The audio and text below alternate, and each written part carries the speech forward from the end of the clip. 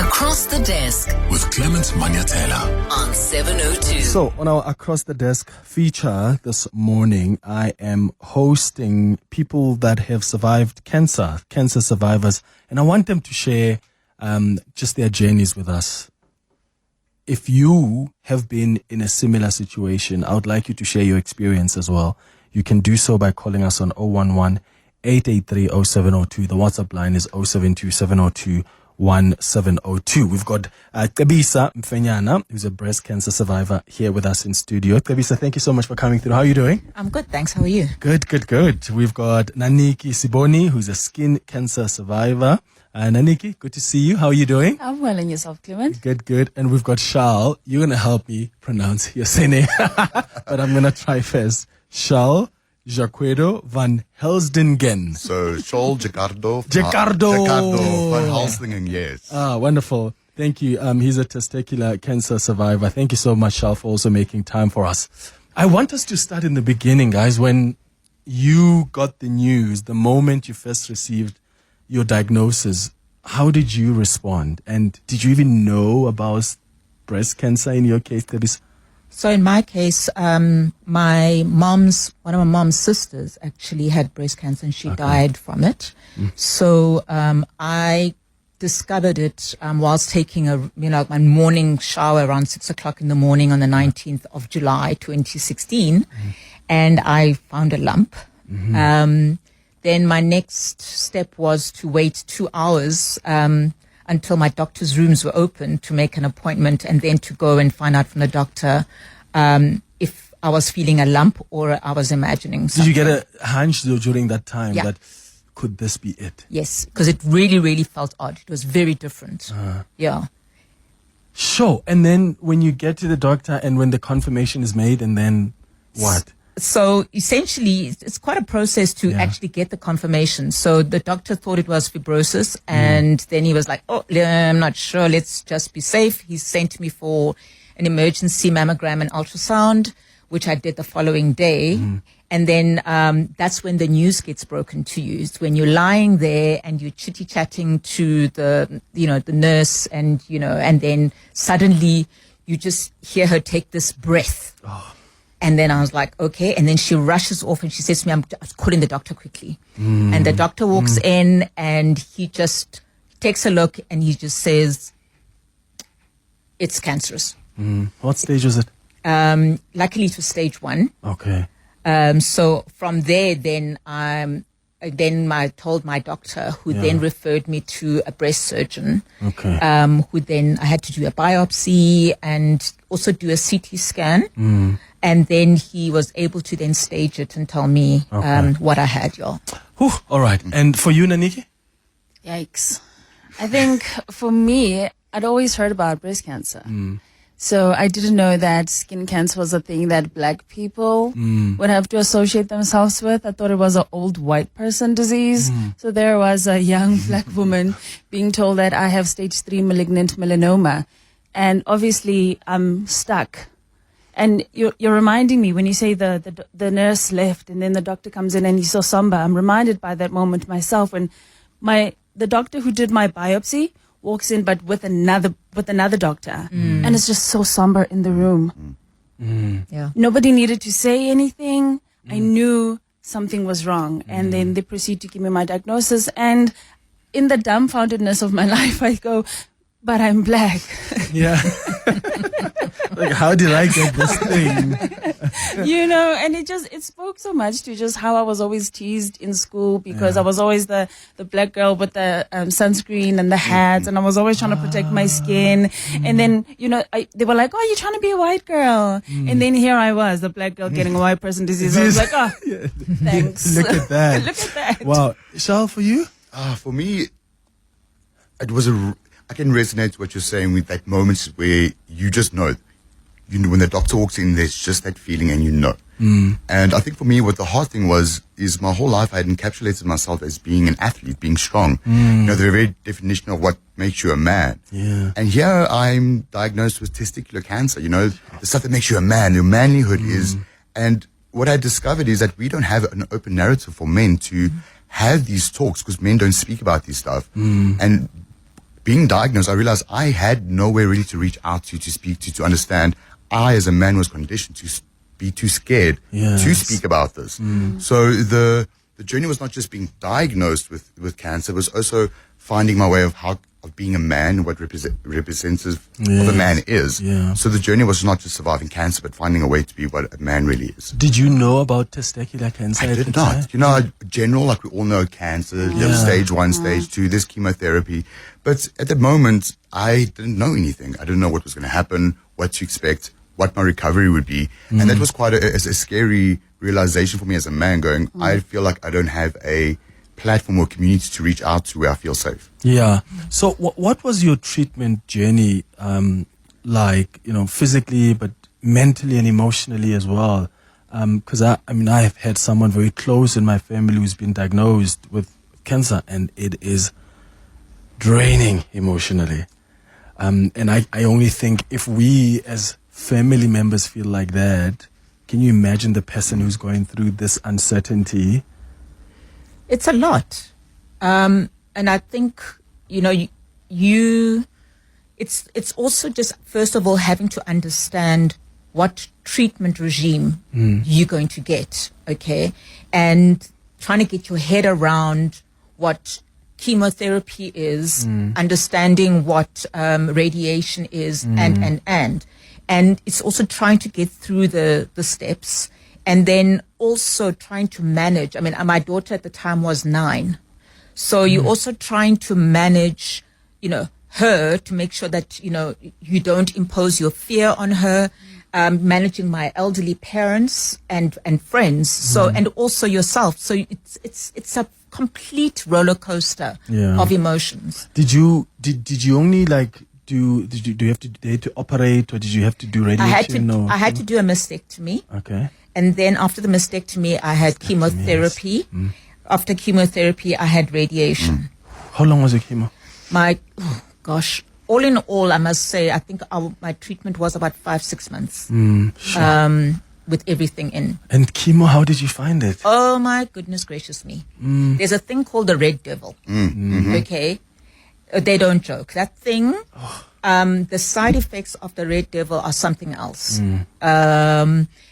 But also the side effects of radiation, the exhaustion. It's like I don't think you ever prepared for it, because the oncologist told me all the side effects, and I remember writing them all down as to exactly what it is that I was going to expect, keeping a diary of everything I went through, how I felt every single time, and then I'd report back to her to say, okay, fine, this week I felt tired, this week, I was nauseous, and it just goes on.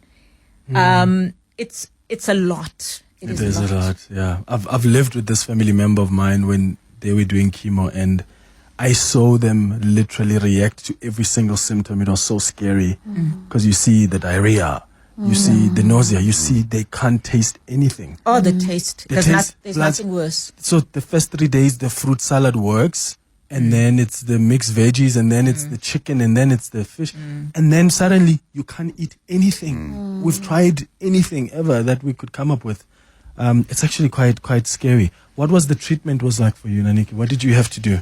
I love that Cebisa mentioned the red devil, and then Charl agreed. Was Like we had different cancers, but we've all heard of the red devil, right? And maybe it's because breast cancer is more popular. People have the conversations, the campaigns, we see them everywhere.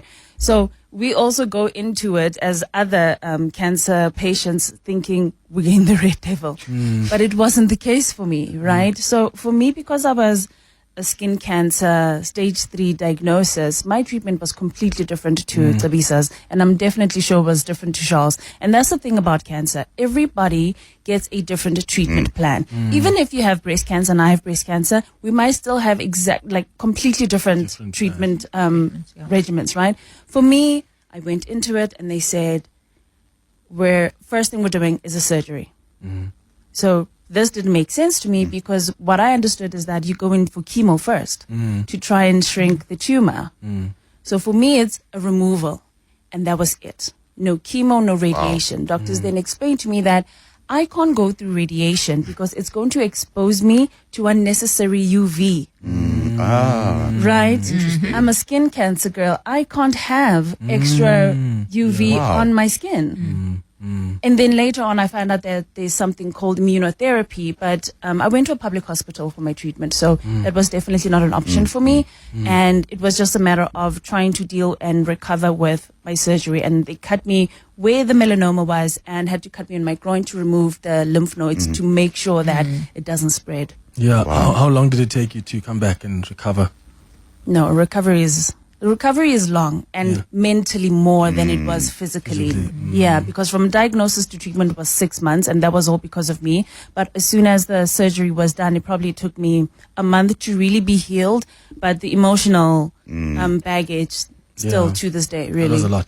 Charl, did you have to do radiation chemo? Yeah. Mine was quite traumatic and quite drastic. I mean, I went through the whole journey by myself, like, again, conditioning, generational conditioning, not opening up. Went to the hospital, did all the tests by myself, didn't tell a single soul until I was actually diagnosed. I was like, okay, well, now I'm going to need help. Yeah. And I felt it was such an aggressive way of treating, because I went also straight to surgery. I had my testicle removed. I had chemo. I had radiation. And for me, the radiation was actually worse than the chemo. For some reason, I reacted a lot worse to the radiation than I did to chemo. Really? It was a lot harder for me. And like you say, it's that mental, it's like it's such a traumatic experience that, again, I'd encapsulated my being as being an athlete. And here I am going through radiation and chemo and surgery, and I can't even get out of bed sometimes. Literally, I mean, you guys understand what it's like. You can't even lift your head. And it was so scarring mentally that a year later, after my remission, I was diagnosed with lymphoma. Oh. And that one was the one that floored me, because I didn't have that strength. When I was like, I can't do this again. There's no ways. This must be a joke. You know, this can't be real. Yeah. And yet, again, going through the journey, I had found support in communities because I started speaking about my journey. I started encouraging and sharing, and that gave me support to be able to push me through the next one. Yeah. But I'm done now. Okay. I'm done now. Yeah, please, no more. So, I mean, when you talk about testicular, I wonder, like, especially because you talk about, like, especially as males and how we define our masculinity growing up, this flawed idea of what actually makes you a man. Did you get, like, weird reactions from your male friends when you're like, I'm getting my testicles removed, for instance? Or yeah, because it's funny how I think men, again, they separate the emotion and from the reality, because they were, oh my gosh, oh, you're bald, you know, that's the reaction, instead of like, oh my God, you have cancer. Yes. So they're more concerned about that. And that's, again, it goes into your headspace going, is that what makes me a man? Is that what you say, okay, if you've lost that, it makes you less of a man? And that was the wonderful journey I went on, is discovering what a representation of man, a strong man is. And it's not things like that. It's not losing a testicle, it's surviving cancer. Yes. Oh, yeah, I like that. How important was emotional support for you? And did you get it? Because I found that I always struggled. Like, I had my siblings who were like panicking, and I'm the older brother, so I have to be like, you know, sometimes you have to postpone the sadness and the, because you are I have to be functional. Everybody else is breaking. And I remember having a chat with my siblings that we need to try and manage our emotions in front of, you know, our loved one. We can't go there and just keep crying like, oh my God, what's going to happen? We need to give them strength. So for you, what was it like? Because you also don't want people not to be free about how they feel. Yeah. We are all fearful, but at the same time, we want to give you courage. Did you get that balance? I had the most incredible amount of support. I was completely and utterly overwhelmed. It was from my parents. My neighbors were absolutely phenomenal. My friends, my best friend actually flew down from the Eastern Cape to spend 2 weeks with us. So whilst I was in hospital for my mastectomy, she was staying with my daughter, and she took her to school and made sure that she had some kind of stability, through it. I had the parents in my daughter's grade. They clubbed together. The next thing you know, I was getting meals. They were doing all the lifting. It was just the amount of love and support that I got, my colleagues. My boss at the time, actually, when I told her that I'd been diagnosed with breast cancer, she got such a fight. She was so scared. She actually said to me, "Go home now, go live your life." I think because we always think cancer. She at just some thought point you're maybe out. this chick has got 6 weeks to live. So I was basically booted out of work, paid leave, everything else, and I had to go and live my life. And I was thinking, can you also just give me your black card while I'm at it? Great. And I'm not paying anything back when I come back. Yeah. Okay. And Naniki, did you have support like that? No. Yeah. Dear God, no. No, not at all. Like Charl, I didn't tell anybody. And I think that was my fault, right? For the reason why I didn't get the support is because I didn't tell anybody. The only two people who knew was my mother and my partner then. Yeah. Because these were the immediate people who were going to feel and go through what I was dealing with. My family found out, I think, months later after my surgery with a newspaper article. I was in the newspaper and then I started getting calls. What is going on? Girl, You cancer. didn't say. Are you okay? Yeah. So What year was it? this was 2015. Yeah, that's like a while back. And at the time, Forever cancer ago, was yeah. like a very scary C word. Different conversations back then. Different conversations. Even online when you see people, now people get diagnosed and they immediately go online and like, I've been diagnosed, and they're Yes, crying. it's different, And then yeah. now we have like 10,000 views. yes. That was not the case for me. I was scared. I was not embarrassed, but I didn't know how I was going to cope with this disease. What I had to do was to understand what cancer was, then to try and understand what melanoma was, then try and understand what a skin cancer is, and then how do I fit in to this cancer world. So my community only came in 6 months later. Because then I was so broken, just shattered, losing weight, couldn't figure out anything, wasn't sleeping. I was now seeing a neurologist. It was a lot. I was essentially losing my mind. So then I had to get the support, started seeing a therapist, being in a support group. And they were the people who said to me, young one, again, because I was 25 at the time, young one, you can't let this thing get you down. So it wasn't support from my family. It wasn't support from my friends. It was support from the community. After I was open enough to say, guys, I'm not okay. Then the cancer community really showed up for me. Yeah. That community is so important. You've got that as well. Hey? I am. I mean, you speak a lot about I your speak a lot. experience as I well. work with a wonderful organization called Love Your Nuts, and we go around. Love your? Love Your Nuts. I love it. We try and open up conversations and make it lighthearted, and we go around the entire Africa, the world, educating young men and women on the importance of early detection, how it saves lives, what to expect, how you can support. And that was my experience really through this whole being diagnosed and finding a community. Is like, I did the same thing you did, and I learned like, I'm not opening up and I'm stopping myself from having people support me. I'm stopping myself from having a voice to educate others, inspire others. And that's what, like, when I started going onto social media and finding a way I could support men and share my story, it wasn't like so much to get the views. It was so much like, how can I show men that we have safe spaces to speak? Yes. And that just like drove me into so much, like, getting into the pageant world, getting into places where I know my voice will have a bigger platform and I can reach more. And that's what, like, even now being Mr. Global South Africa has been a wonderful experience, because I get to go to Thailand in 5 weeks and take my voice and my cause and educating the world with cancer global. And using your platform, That's that exactly it. influential platform. That's exactly it. That's dope. So early detection, I want us to talk about that as well. Because I wonder, Cebisa, because you found out just generally, like in the morning, right, Yeah. before. Did you know about, like, because whenever we talk about like breast cancer and how to detect, we're often told, just touch yourself on your breast and check. Yeah. Did you know about that, or Yes, that sir. happened coincidentally? No. I knew about that. Ah, So it okay. was something that I just did regularly.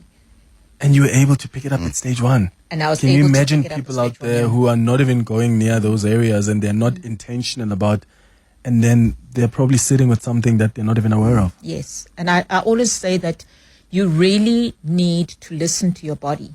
Because before I actually picked up the lump, the week before, I was feeling lethargic. I was feeling some sort of way, and I went to the doctor, and it wasn't my usual GP, and this doctor thought that maybe I was just run down. So she gave me a vitamin B injection. And then 4 days later, I found the lump. So your body speaks to you. Yeah, pay attention. And also sometimes I always say to people, rather be safe than sorry. So if you pick up something, actually just be a pain and go and get it checked out. Yeah. Because you never know. You never know. All right, it's going up to 10:30. Let's get the latest in Eyewitness News headlines. When we come back, we'll continue this conversation with cancer survivors. I want to hear from you as well. Are you a cancer survivor? Maybe you've got a loved one who has survived cancer. How was that journey for you? You can share your experience with us on 011-883-0702. The WhatsApp line is 072-702-1702. Across the Desk With Clement Manyathela. on 702. 24 minutes before 11 o'clock. A fascinating conversation this morning on our Across the Desk feature hosting cancer survivors. We've got Cebisa, who is a breast cancer survivor, Naniki, who's a skin cancer survivor, and Charl, who's a testicular cancer survivor. I want you to join this conversation on 011-883-0702. Maybe you've got a question for them about their journey, or you want to share your own experience. The WhatsApp line is 072-702-1702. Let's start with Dima, who is in Diepkloof. Dima, good morning. Morning, Clement. Thank you for the topic. I would just like to say I also had breast cancer. It was the aggressive type, stage 2, went through chemo, radiation. However, around the 5th year, this is 10 years ago, around the 5th year, when other patients around me died, I suffered from survivor's guilt and even had to go through therapy. So it's something that is not discussed, that, you keep losing people and you ask yourself, why am I alive? So people go through that as well. And some of them, it's people you were doing treatment alongside, eh? Yes. Oh, yeah, Dima, so important. Thank you so much. Thank you for calling us and for sharing your experience with us. Sure, that's survivor skills. Yeah, it's real. It's real. It's very It's a real. thing. Yeah. It's real. Sure. It's so tough because I imagine when you are journeying with people on this, you are constantly encouraging each other. Like, it's gonna be fine. We're gonna be good. And then you are the one that comes out. Yeah. And the next person hasn't. You're like, oh, we didn't all believe the Delulu-ness. You know? Yeah. Yeah. It's like, yeah, that's hectic. Here's some WhatsApp voice notes that have come through. Good morning. I'm a cancer survivor, 2016. And I must say it's very enlightening to listen to this on the radio. And I couldn't agree more that you need to listen to your body. Listen to your body. When things are not what it should be, don't ignore it. Have it checked out. And bloating is also another thing. I had ovarian cancer and caught it in time, luckily, because I was bloating and didn't understand why. So I had it checked out, and it was stage 1. So very, very lucky and fortunate indeed. So please, guys, remember to have yourself checked if something's not quite what it should be. Okay. Amazing. Thank you so much for that. Rosemary, you're calling from Kailami. Good morning. Hi, Clement. Hey. And I had my first cancer when I was 21, cervical cancer. 21. I then had breast cancer, and I think it's about 7 years ago now I had uterine cancer. And I just want to tell people it's not a death sentence. My uterine cancer, the doctor said if I hadn't come within 2 months, it would have gone too far. So, I agree with what that lady has just said. Go if you have any funny things going on. Always just go and have it checked out. But I also want to say I don't have survivor remorse because I'm just so happy that I can tell people it's not a death sentence. I feel happy to be here. I have more work to do. Yeah. Thank I love your courage and your energy, Rosemary. This is the third time now. Third time. And the confidence, the positivity, that's amazing. Yeah. Thank you so much for calling us, Rosemary. All right, we'll go to more WhatsApp voice notes in a moment. Let me read some texts that have come through.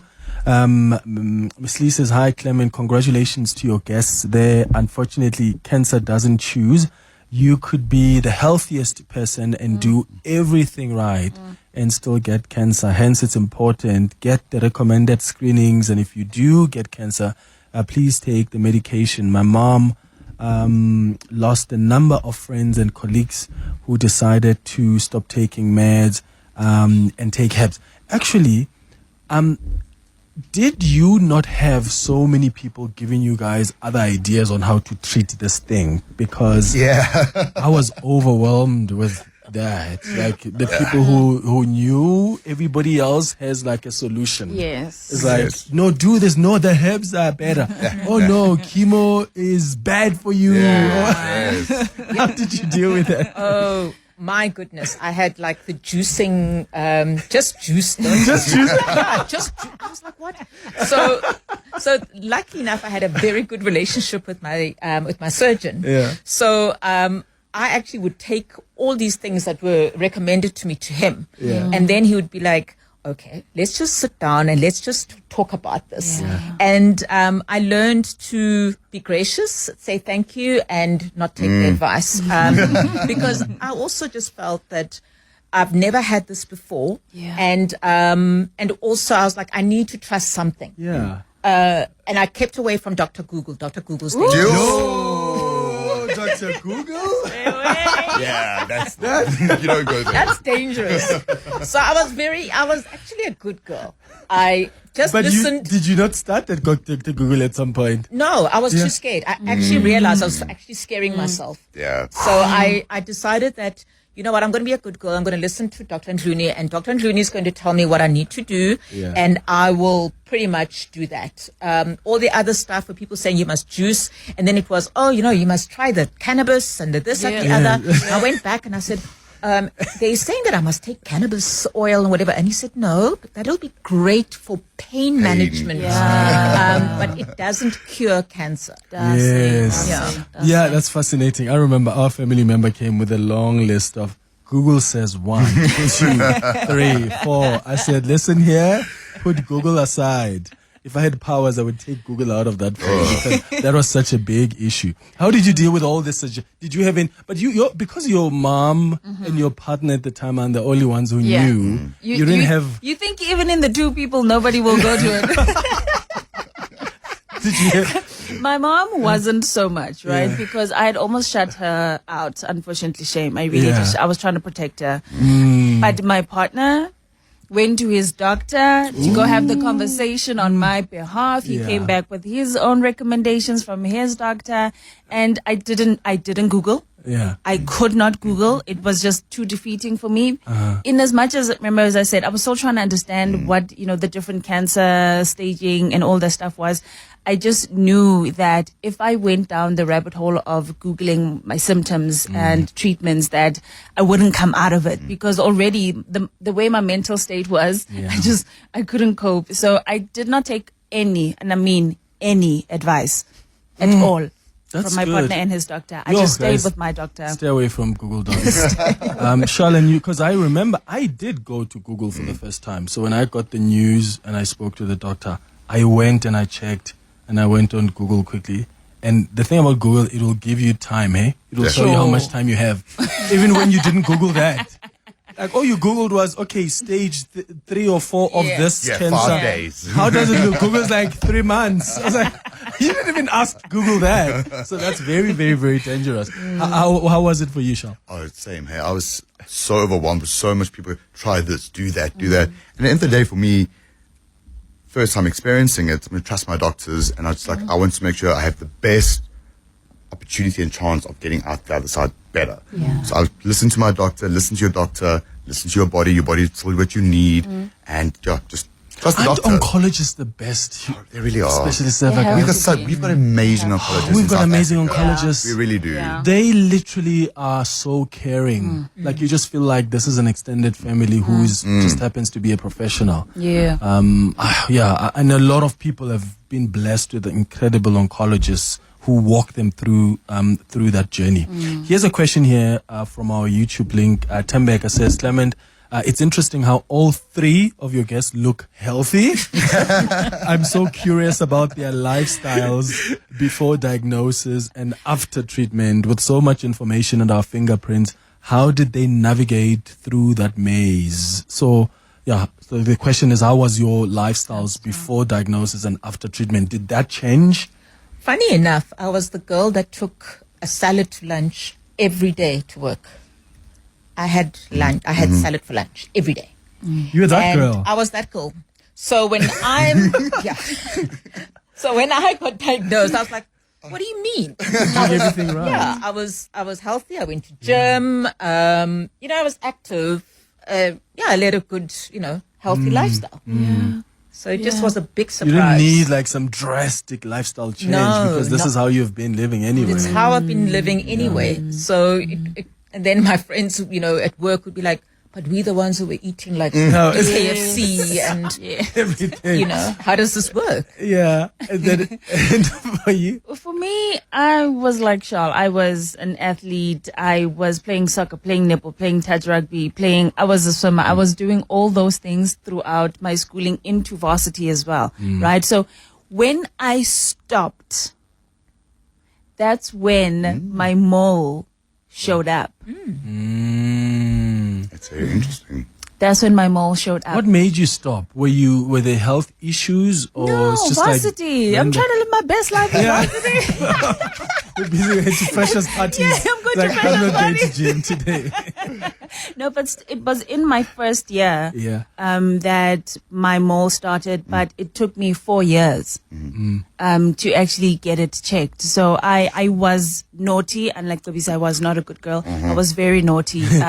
But I wasn't like smoking, drinking, doing all that Yeah. stuff before. So it didn't make sense to me that when I stopped, this thing came out. So Did you have to honestly don't change know. anything after the treatment? Like, I don't know, because you're scared. I don't know what they tell you, like your exposure to the sun Oh, no, or no, what. no. Clement, don't. I mean, it's in my car. I literally have about 2 bottles of sunscreen in the car. Pump action, dab. That was always a part of my lifestyle. The sunscreen, the sun protection, that was always a part of me. That hasn't changed. I got to a point where I was doing it a little too much. I was like, every 2 minutes, it's like, I'm burning. Again. But the thing is, I really do burn. I really honestly do burn. We were at a running event just last week and everybody's just sitting in the sun. I couldn't. They're like, no, come sit. I genuinely cannot sit in the sun. I get sick. Well, Kill, it's better that you don't. Yeah. Yeah. Shoo. Okay, and I mean, you've said you were exercising before. Yeah, like, I've been an athlete literally my whole life. I mean, I still do that for a living. I'm a personal trainer. I still do competitions. For me, I didn't change anything before or after because I've always lived a healthy lifestyle. But what I will touch on is that I had an extremely traumatic childhood. Very traumatic. None of the trauma was ever dealt with. And as I got older, went through life experience, that trauma really ate away at me and who I was as a person. And the moment I started going to therapy, my health changed. My physical health changed. And that for me was the one thing I changed is I started sorting my trauma and what was going on inside. And now the outside is shining and glowing and happy. Ooh, I love that. It's 11 minutes before 11 o'clock. Navashan, I'll start with your call after the break. Across the desk With Clement Manyathela. on 702.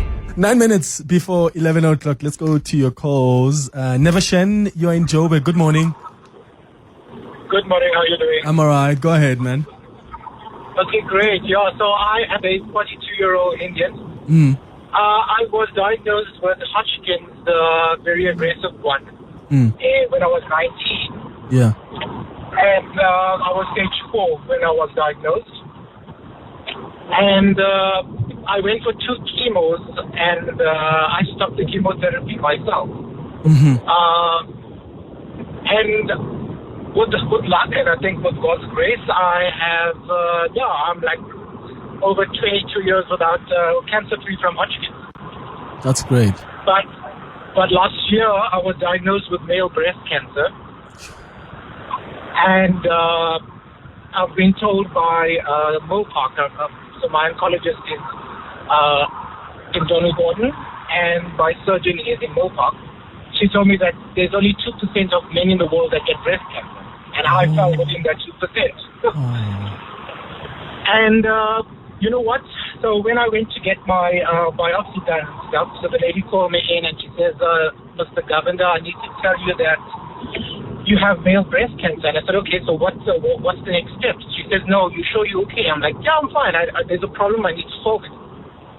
So, 1 year later, I'm fine, alive and kicking. Oh, that's great. I think people's perception of cancer is a death sentence, and I know it's not. You know, prayer helps a lot. Positive people around you help a lot. When I had it when I was 19, I was going to be doing LLB, and I couldn't go to university and stuff because the cancer was so, far. Sure. But I stopped it. I stopped the chemo, which every oncologist that I see now says it's so impossible that 2 chemos can cure a stage 4 Hodgkin's cancer. Yeah. So prayer helps a lot, and you know what? Just be positive. Yeah, being positive. Never shin. Yep. Yeah, thank you, man. Thank you for sharing your story with us. Yeah, Philip, you are in Northcliffe. Hi. Hi, Clement. Hi. I'm a stage 3 colon cancer survivor. Last year I went through a whole lot of chemo and radiation first, then followed by chemo. And I just, to keep a long story short, I just got this to say really, is you find out who your friends are. A lot of people knew what I had cancer, what I was going through, but they never contacted me. And a lot did, but some didn't, and probably should have. So basically, they're not my friends anymore. And it's just all they need to do. People find it hard to talk to people who've got cancer. I think that's a bit of a problem in the first place. But all you need, a phone call, how's the treatment going? Great, whatever. Yeah. That's it. That's but it. Some people just don't bother. Sure. Yeah, Philip, that's so important. Yeah. Shows you who your real friends are. I've got some messages coming through here. Simon says, Clement, I noticed that most of us men are afraid to do regular scanning because we don't want to know that we have some form of cancer that is living in our bodies, but not knowing that the earlier it is detected, the better than the chance that you can defeat it. To men listening, please check your prostate at least once a year. I had a chat with friends about, because, we've had some of our friends or people we went to varsity with who die from a stroke or some who get cancer. And we're like, back in the day, cancer was it's older people. Yeah. You're older now. What do you, I'm like, what do you mean at 32 or but that's the reality. That's the reality. And I think the big thing people understand is knowledge is power. It is. And even if you take your statistics, prostate cancer is more relevant in your African older men.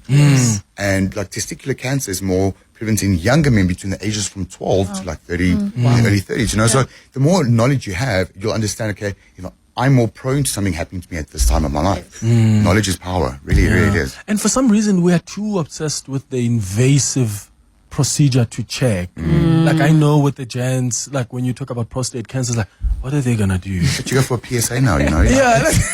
Guys. Wait, does that mean they'll have to... We're not still doing that. Again, it comes down to education. Exactly. Knowing and not being fearful when you have the knowledge. Yeah, Uncle Jay says, good morning, Clement, and your wonderful guest there. I would like to find out from Charl, how often should I do the test? Because I went early January and the results were negative, and they told me to come back next year, Jan, for the next test. And by the way, I'm 55 years old. Okay, well, it's the same thing. With us as well, once we go into remission stuff, they say, do your 6 months and then you do your yearly test. So yearly test is very important. But what I would suggest is, again, understand your body. Your body will talk to you. Your body will speak to you. Be in tune with your body, know what's going on. And that's just the way through that year while you're waiting to go for your next test. Just make sure that you're in touch with your body and you know what's going on. Your body will speak to you. Yeah. How difficult was it to wait for the CT scan? Now you've done the treatment. Now you're like, okay, is it gone or not? No, I think that's probably one of the worst bits about a cancer diagnosis. It's the waiting for the results. Because you don't know if this thing has traveled to other parts of your body. And then you sit there for a couple of days. I mean, I recently did another CT scan 2 years ago, and it was on a Thursday. And I had my appointment with my surgeon on the Monday. So can you imagine what I was like from Thursday up until Monday? I was not a happy camper. And then I also was putting on a brave face because I wasn't telling anybody that something was picked up. At the annual mammogram. Yeah. Sure, that's so hectic. Guys, thank you so much for joining us. This was such a an informative chat. Yeah, you never stop learning. Inside. Yeah, no, Cebisa, Naniki, Charl, thank you so much. You guys were wonderful. Thank you. Thank you. It's 2 minutes before 11.